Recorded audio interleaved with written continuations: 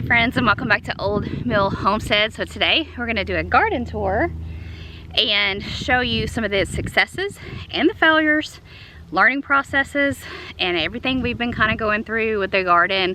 I'm pretty tickled. We did a preservation video earlier today where we made some pickles from our cucumbers and we preserved up some of our banana peppers. We pickled those too for Nick. He likes to eat them fresh. He likes to eat them on pizza. He loves banana peppers, as does our neighbor. They weren't able to put out banana peppers this year.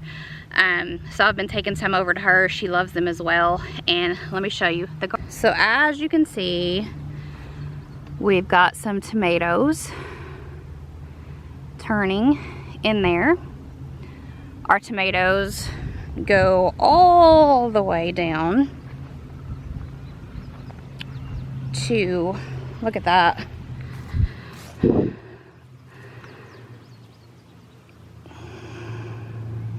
Another one back in there. I don't know if you can see it. We have a ton of tomatoes coming all the way down. Here's some of our cosmos.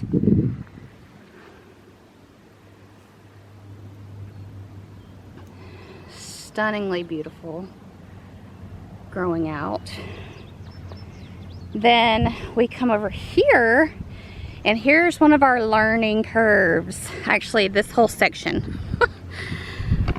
So, what we have is our tomatoes, beans, pumpkin. And I did not allow enough spacing, mainly for the pumpkins. Our pumpkins are going to be huge. They have outgrown every space. Let me see if I can find you one while we're sitting here. Here's a little one while we're sitting here talking. But yeah, they're going to be huge. We have a ton growing, but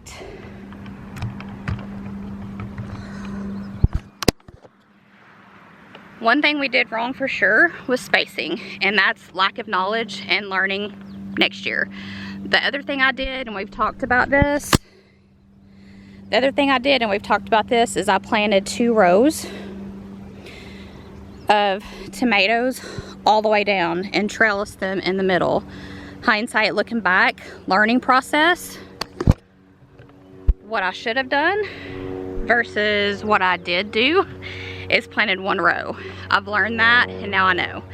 Our beans, we have kidney, pinto, and black beans. They're looking pretty good. Let me see. I can't see them all at the very second, but they're looking really good. We've got beans coming in, I do know that. All of this pumpkin. So we have 3 rows of pumpkin, and that's probably 75 seeds. Probably shouldn't have planted that many, and actually I had a different variety left over that I didn't plant. But it is what it is. So here's another one growing right down there. Then we have our pepper row. We have 2 rows of peppers here, and our again, learning process. They're being overran by the pumpkin. So it is what it is. We check them every day. I've got a bird that ate a seed of corn and then reseeded it for me, and 2 corn up here that are left. And then over here we have our lettuce, zucchini, cucumber, and sunflower. I've got some more flowers planted here. My onions, it's a wait and see game with them. And then I've got some, that's what the watermelon looks like so far. As you can see, here is a pepper plant, and here's my pumpkin kind of overtaking that. So it is what it is. It's a learning process. We learn every day. So again, it's a learning process.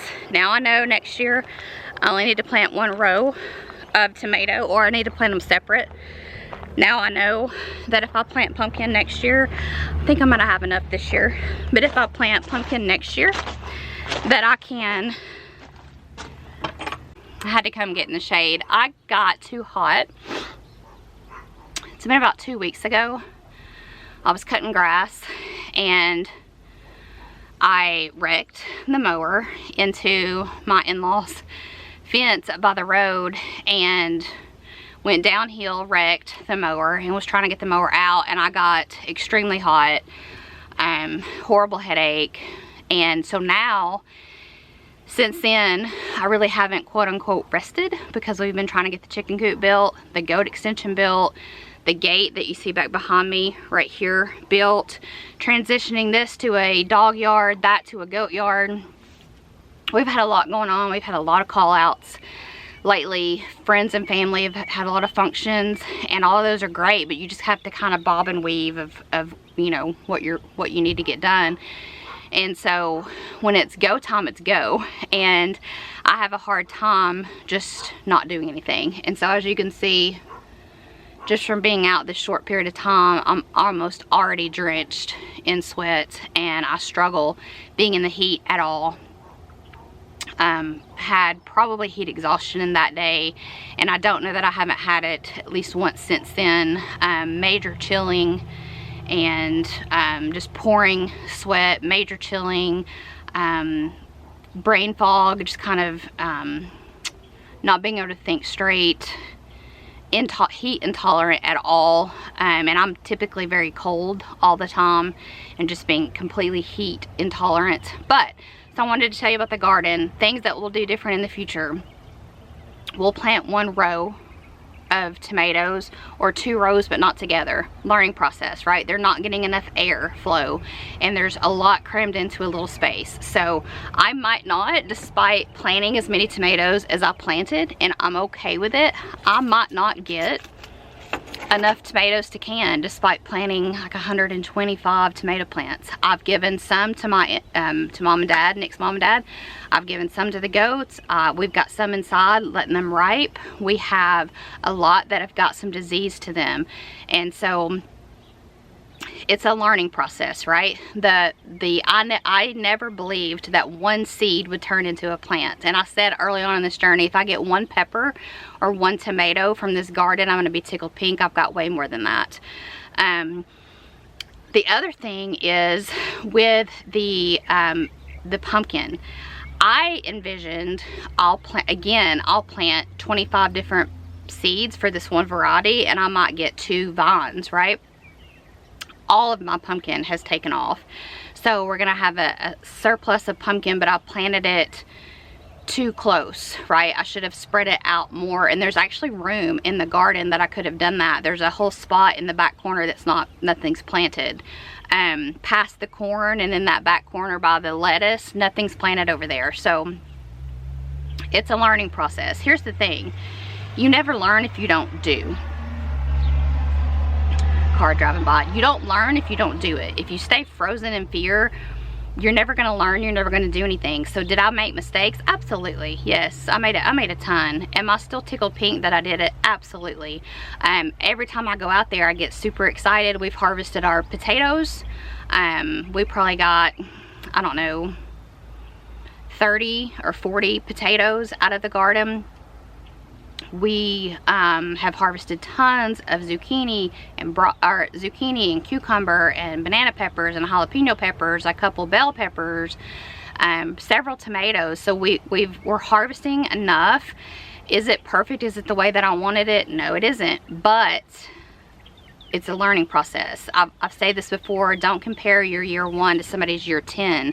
I don't compare my garden to anybody's garden. I compare it, my first garden will be compared to my second garden, and my third garden, and my fourth garden, and my fifth garden, not someone else's, because it's your time, your knowledge, your energy, your input, your fertilization, your watering skits. It's all about just doing, learning, and just making yourself better every year. So there's a ton of things we'll do different next year, but there's something about just walking out there and seeing something growing. I remember talking when the potatoes came in, I was like, Nick, come look at this, and was just tickled pink that we had so many different potatoes coming in, and just all of the things, right?